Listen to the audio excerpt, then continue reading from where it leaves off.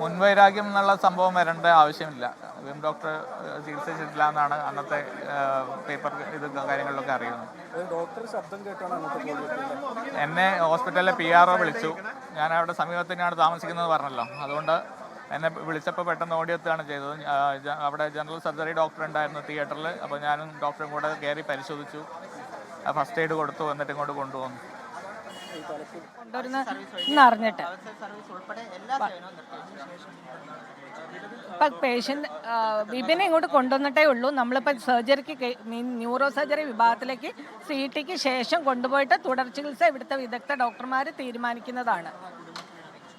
അതെല്ലാം അറിയിച്ചിട്ടുണ്ട്. Thank you.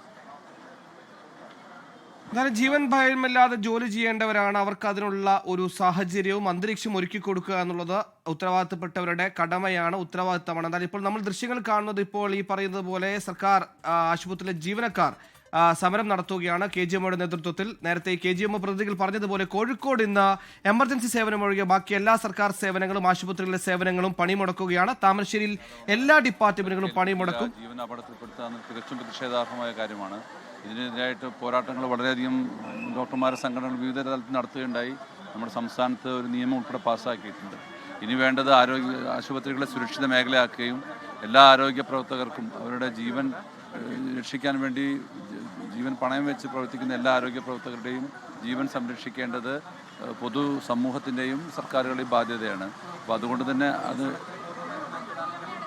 IMA ചർച്ച ചെയ്തുകൊണ്ടിരിക്കുന്നുള്ളൂ. IMAയുടെ പ്രസ്താവന പിന്നീട് IMA സംസ്ഥാന ഭാരവാഹികൾ പറയുന്നതായിരിക്കും. പക്ഷേ ഡോക്ടറുടെ ജീവൻ ഇത് രീതിയിൽ പരിക്കേൽപ്പിച്ച് അപകടപ്പെടുത്തുന്നത് വളരെയധികം പ്രതിഷേധാർഹവും തികച്ചും അപലപനീയമാണെന്ന് നമുക്ക് പറയാൻ കഴിയും.